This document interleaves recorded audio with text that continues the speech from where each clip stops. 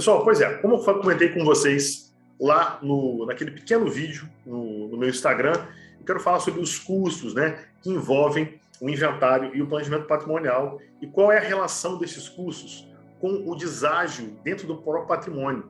E esse deságio, ele acaba entrando, inclusive, naquele cálculo que a gente faz para medir o tamanho do rombo, né, quando a gente trata de um inventário. Vamos para um caso prático aqui, eu quero falar de um caso que eu tive lá no centro-oeste do país, uma família, né, grande do agronegócio, e eles tinham um patrimônio, vou botar para vocês aqui, patrimônio de 100 milhões de reais, tá bom? 100 milhões. Esse patrimônio precisava ser transferido, tá bom? Para os herdeiros. A grande questão é que dos 4 herdeiros que nós tínhamos, então vou botar aqui, vou falar nomes, é claro, né? A, B, C, D. Nós tínhamos aqui um herdeiro A, que era médico, tá bom? E esse médico morava no Canadá.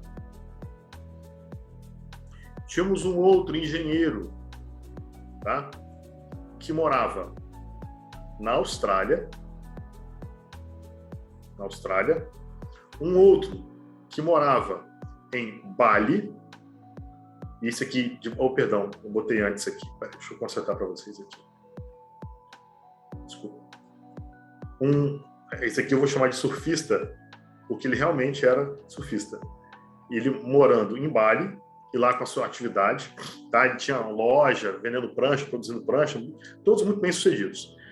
E um outro que era um artista plástico, tá?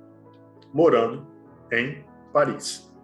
Então, os 4 herdeiros, tá, estavam morando fora do Brasil, e outra coisa, num contexto absolutamente distinto daquele que o pai, né, vivia. Então, veja, um é médico, neurologista, engenheiro civil na Austrália, surfista morando em Bali, e um artista plástico morando em Paris, né, vivendo de escultura, dessa coisa toda, vivendo da arte em Paris. Os 4 herdeiros bem-sucedidos, casados, já estavam há um bom tempo. O que acontece? A atividade do agronegócio do pai, né, e da mãe, que remunerava essa família muito bem, ela acabou ficando à mercê de uma ausência de sucessor, né? Temos aqui 4 herdeiros, mas nenhum sucessor. Lembrando que o sucessor pode ser uma pessoa externa ao núcleo familiar, desde que você trabalhe com governança corporativa e você elabore aqui, né? O João Alberto Teixeira fala muito, né? Fala de elaborar estruturas a fim de que você tenha essa perenidade da sua atividade e esses herdeiros, inclusive, possam continuar colhendo os frutos, né? Mas houve aqui um descolamento dentro do núcleo familiar no que diz respeito à atividade que bancou a família durante todos os anos, inclusive a formação dos 4 herdeiros, e eles deixaram isso para trás. Pois bem, o que aconteceu? O pai faleceu e a mãe estava muito doente, inclusive com uma doença degenerativa do sistema nervoso central. Ela não conseguia se comunicar, e aí nós precisávamos de alguém para assumir os negócios. O que aconteceu? O pai faleceu, né?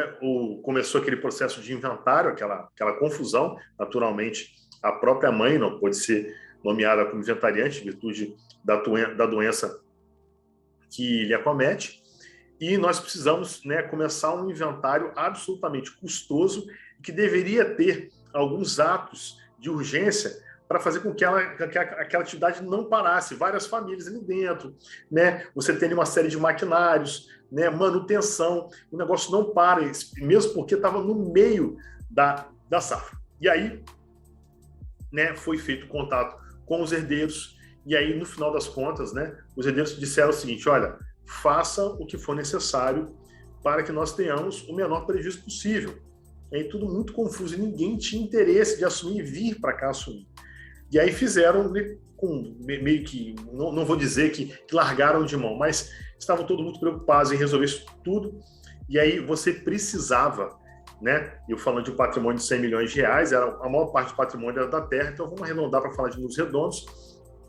Você precisava aí de ter, no mínimo, algo em torno aí de 5%, tá? 5% para fazer frente aos impostos, né? Então, 5% de 100 milhões de reais, 5 milhões de reais, e não havia essa liquidez, tá, disponível, e por mais que os herdeiros pudessem ter isso, eles não estavam dispostos a colocar dinheiro nisso, porque a liquidez deles era uma reserva de família, etc. No final da história, o que aconteceu? Tivemos que fazer a venda da propriedade com deságio. O que acontece? Quando você está, e eu vou até fazer um quadrinho aqui, quando você está na área urbana,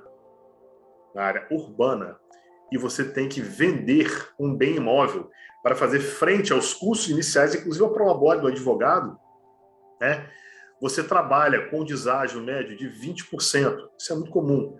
Vai lá, vende o bem imóvel, vende o apartamento, né, com esse deságio de 20%, pega o dinheiro, esse deságio vai entrar para a conta no final das contas, e aí tudo aquilo que você está somando de impostos, que você soma também um custo com advogado, certidões, etc., você vai incluir esse deságio aqui agora de 20%. Tá? E outra coisa, a depender da forma que você recebe isso, tá? E é o que vai acontecer porque foi uma compra e venda, você paga também o ganho de capital, que é de 15% na pessoa física. Então veja o tamanho do rombo. Tá? Só que não fosse o bastante, esse tipo de deságio para fazer frente aos custos inerentes ao inventário, lá na área rural, e eu vou escrever aqui agora rural, e aí vocês vão se assustar, esse deságio é um deságio de 50%, o deságio médio. Porque você não tem pessoas interessadas, né, a assumir uma propriedade, né? Veja, o nicho de mercado é um nicho muito concentrado. Então, geralmente, quem vai se interessar em comprar aquela propriedade é o vizinho daqui, ou da frente, ou de trás, ou do lado. E as propostas começam a chegar, sabem da situação, que não tem, que os filhos não estão disponíveis para assumir o negócio.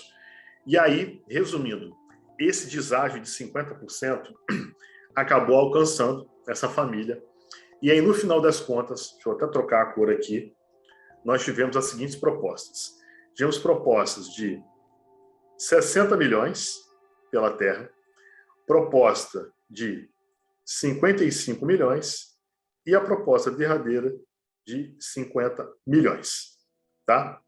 Neste caso, eles preferiram assumir a proposta de 50 milhões porque o prazo para pagamento da proposta de 60 e de 55 era o dobro para pagamento dos 50 milhões. No final das contas, essa família teve um deságio, setinha para baixo aqui, ó, de 50 milhões de reais para fazer o recebimento no prazo de 4 anos, tá bom? Então, veja o impacto do deságio quando nós estamos falando de inventário e planejamento patrimonial. É natural que se nós tivéssemos aqui uma estruturação de planejamento patrimonial, essa família não teria passado por isso. Pelo contrário, esse patrimônio tenderia a subir, a aumentar, porque a governança corporativa implementada dentro de uma atividade, numa empresa do agronegócio, ela faz com que isso seja perene e aqueles herdeiros não tenham aí que amargar um problema com o deságio para fazer frente ao inventário. Estejam atentos, esse tema é muito importante e esse é um dos porquês que nós utilizamos para despertar a necessidade dos nossos clientes com relação ao planejamento patrimonial. Tá bom? Até o próximo vídeo, fiquem na paz, um grande abraço.